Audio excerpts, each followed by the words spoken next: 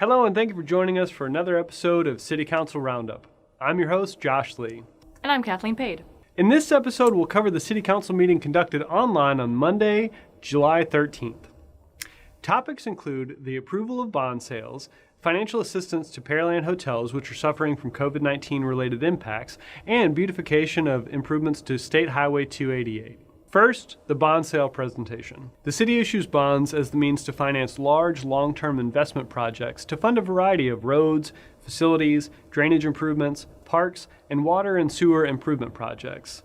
In the meeting from July 13th, City Council finalized financing for $18.3 million in permanent improvement bonds to fund items from the 2007 and 2019 bond referendum, such as streets and drainage improvements, $10.2 million in certificates of obligation to fund projects like the 288 northbound frontage road project and the replacement of Fire Station Number 4, $11.4 million in certificates of obligation, but that are reimbursable from the tax increment reinvestment zone number 2 for projects in Shadow Creek Ranch, such as the new public library, trails, and the next phase improvements to the Shadow Creek Sports Complex. And finally, $8.4 million in the water and sewer system revenue bonds to fund water and wastewater projects like the expansion of Berry Rose Water Reclamation Facility. Issuing these bonds capitalizes on the city's recently affirmed high credit rating, while giving the city the opportunity to continually invest in improving infrastructure. Essentially, we can borrow money even more affordably now than we used to be able to and continue much-needed capital improvement projects to support the growth and vitality in Pearland. The actual interest rates were around 2% for 20 years on the majority of the issuances, which is near historic lows. Second, the Convention and Visitors Bureau Grant Program to reinvest in the hotel industry. One of the many business sectors directly and severely impacted from the COVID-19 pandemic is the hotel industry. Since the start of the pandemic, Pearland hotels have seen all-time occupancy lows, resulting in lost revenue streams and layoffs that jeopardize business longevity. To aid these businesses, the CVB designed an assistance grant program to reinvest in Pearland hotels. This short-term program will allocate funds from the CVB to qualifying hotels that have been impacted, with each hotel receiving a monthly payment based on hotel occupancy tax revenue. This program is opt-in, and Pearland hotels must complete an application and meet eligibility requirements.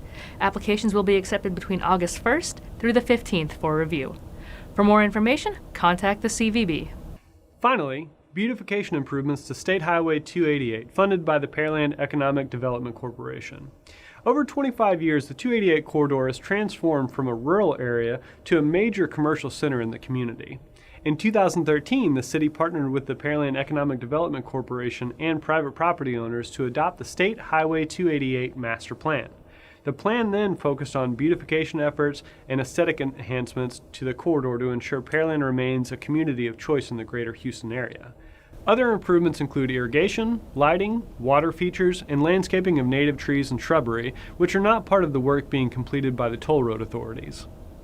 Community brand and image are important features to consider when it comes to establishing our city as a strong competitor for positive economic viability. By cementing Pearland's identity, the city can better attract and retain talent, quality jobs, and private investment, which will all have a determining impact on Pearland's financial future. This is a massive project with a complex procurement process, so ultimately Council decided to postpone a vote and ask for more information to be provided in the next regular Council meeting. And that's all we wanted to cover today. Thank you for joining us. As always, we hope that this series makes the information easy to understand and useful for those interested in your Pearland city government.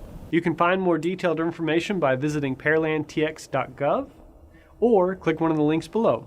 Leave a comment if you have any questions or suggestions. Click here to watch the last episode of City Council Roundup. And here to subscribe to the channel.